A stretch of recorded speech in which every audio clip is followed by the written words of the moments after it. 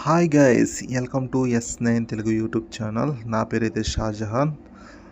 ఈరోజు నా టాపిక్ ఏంటంటే, ఒక కంప్లైంట్ అయితే వచ్చింది. ఆ కంప్లైంట్కి వెళ్ళే ముందు నేను అసలు ఏమేం చేస్తాను ఏంటనేది ఈ వీడియోలో మీకు క్లియర్గా ఎక్స్ప్లెయిన్ చేస్తాను. ఎక్స్ప్లెయిన్ చేసే ముందు నా ఛానల్ అయితే కొత్తగా చూసేవాళ్ళు ఎవరైనా ఉంటే నా ఛానల్ మటుకు లైక్ చేయండి, షేర్ చేయండి, సపోర్ట్ మటుకు కంపల్సరీ చేయండి. చాలామంది ఏంటంటే చూస్తున్నారు కానీ లైక్లు అయితే చేస్తలేదు. లైక్ చేస్తాం వల్ల వేరే వాళ్ళకైతే రీచ్ అవుద్ది ఫ్రెండ్స్. ఇప్పుడు దాకా నేను లైక్ చేయండి అని చెప్పేసి అడగలేదు. ఇప్పుడు ఖచ్చితంగా అయితే అడుగుతున్నాను. ఎందుకంటే ఎలక్ట్రికల్లో ఏదైనా కంటెంట్ చేయాలంటే చాలా కష్టం ఫ్రెండ్స్. ఎందుకంటే నేను ఎంత నాలెడ్జ్ ఉంటే మీకు నేను ఎక్స్ప్లెయిన్ చేయగలను. అది ఆలోచించుకొని నాకైతే కొంచెం మీరు సపోర్ట్ చేస్తే మటుకు ఖచ్చితంగా నేను మీకు వీడియోస్ మీకు యూజ్ అయ్యే వీడియోస్ అన్నమాట. ఎందుకంటే ఎక్కడైనా ఏదైనా ఇండస్ట్రీలోకి వెళ్ళినప్పుడు అక్కడ వర్క్స్ ఎలా ఉంటాయి మీకు టోటల్గా మొత్తం అన్ని పిన్ టు పిన్ అన్నీ చెప్తాను నేను. ఈరోజు నేను ఎక్కడ ఉన్నానంటే రాజమండ్రిలో అయితే ఉన్నాను. రాజమండ్రి ఎక్కడంటే వైజాగిలి రోడ్డు అన్నమాట. ఇది వైజాగిలి రోడ్డు, లాలా చెరువు అంటారు దీన్ని. అక్కడైతే ఉన్నాను. ఇక్కడ ఏంటంటే మెయిన్ ఆటోనగర్ గేట్ దగ్గరికి అయితే వెళ్ళబోతున్నాను. ఆటోనగర్ గేట్ లోపలికి ఎందుకు వెళ్తున్నాము అని చెప్పేసి అడగచ్చు. అక్కడ ఏంటంటే ఒక కంప్లైంట్ అయితే వచ్చింది. అదంతా ఏంటంటే ఒక ఇండస్ట్రియల్ ఏరియా. అది ఒక లారీలో అవనివ్వండి, బస్సులో అవనివ్వండి, ఏదైనా కారులో అవనివ్వండి, అన్ని ఫేర్ పార్ట్స్ దొరుకుతాయి. అలాగే రిపేర్లు కూడా జరుగుతాయి. యాక్సిడెంట్ అయిన బళ్ళు కూడా అక్కడ బాగు చేస్తారనమాట.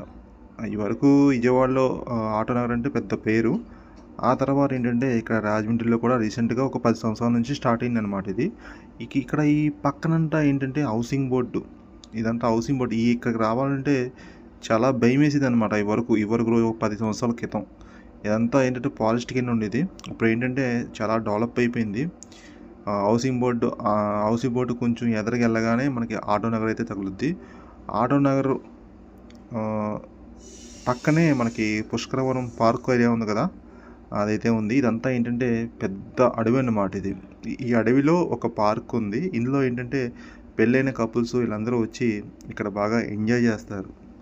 మీరు ఎప్పుడైనా రావాలనుకుంటే ఈ ఆటోనగర్ పక్కన ఉన్న పుష్కరవరం పార్క్ అయితే రండి, ఖచ్చితంగా చూడండి. ఎందుకంటే మనం ఒక వర్క్కి వెళ్తున్నాం కాబట్టి మీకు చెప్పాలనిపించింది, నేనైతే చెప్పాను. ఈ గోలంట మాకెందుకు అనుకుంటున్నారా?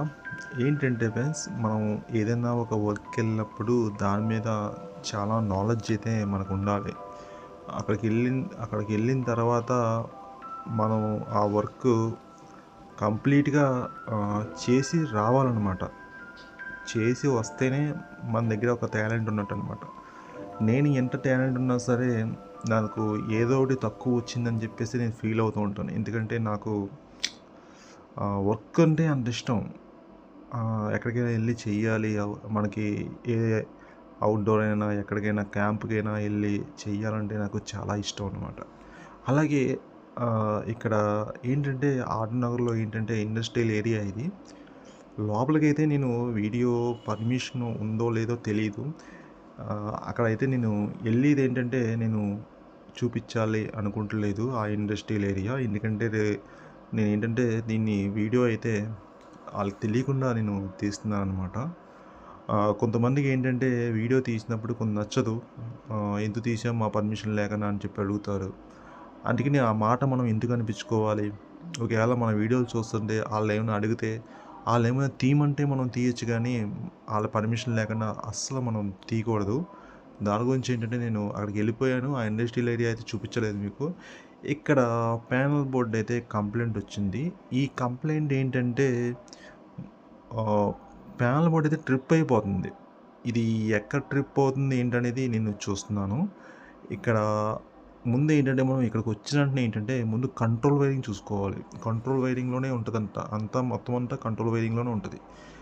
ఈ కంట్రోల్ వైరింగ్ ఎక్కడైనా మనకి ఒక్కసారి కంప్లైంట్ వస్తే మటుకు మెయిన్ లైన్లో మటుకు టచ్ చేయకూడదు. మెయిన్ లైన్లో ముందు చూడకూడదు. అది ఎక్కడ మనకి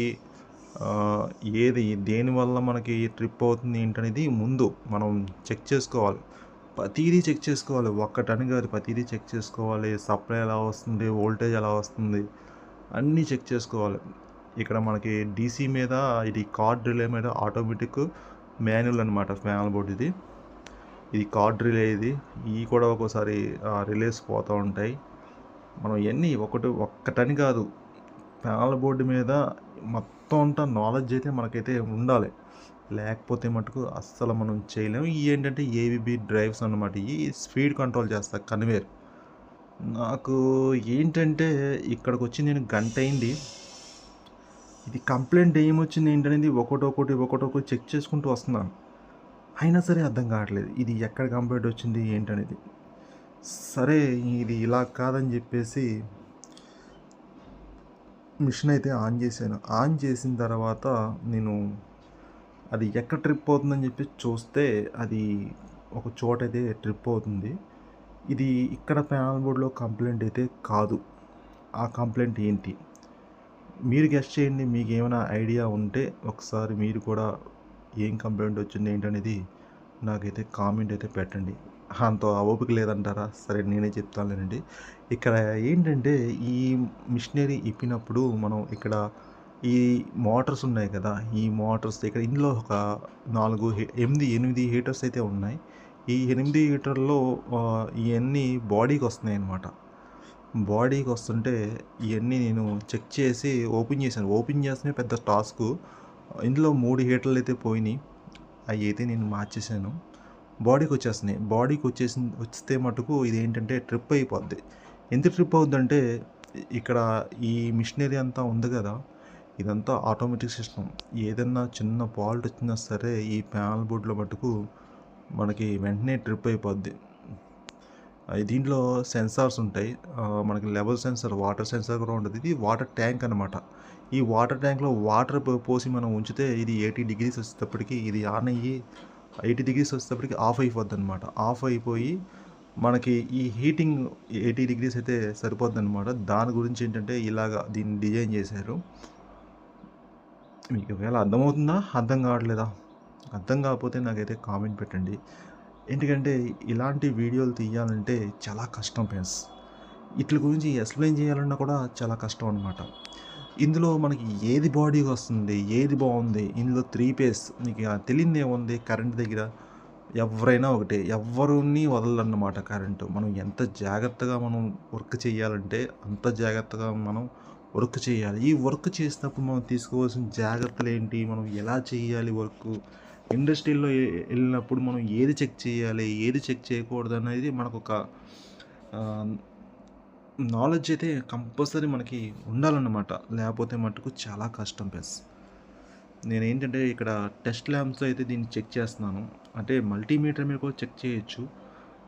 మల్టీమీటర్ మీద ఏంటంటే మనకి కరెక్ట్గా రాదు. ఇది ఏంటంటే నీళ్ళు దీని మీద హీటర్ మీద నీళ్ళు పోసి నేను బాడీకి వస్తుందా లేదా అని చెక్ చేస్తున్నాను. ఇదిగోండి అయితే బాడీకి వస్తుంది. అది చూసారా లైట్గా వెలుగుతుంది. మామూలుగా ఏంటంటే మల్టీమీటర్ మీద మనకి రీడింగ్ చూపిస్తుంది కానీ ఇండిషన్ పవర్ లైట్గా ఉంటుంది.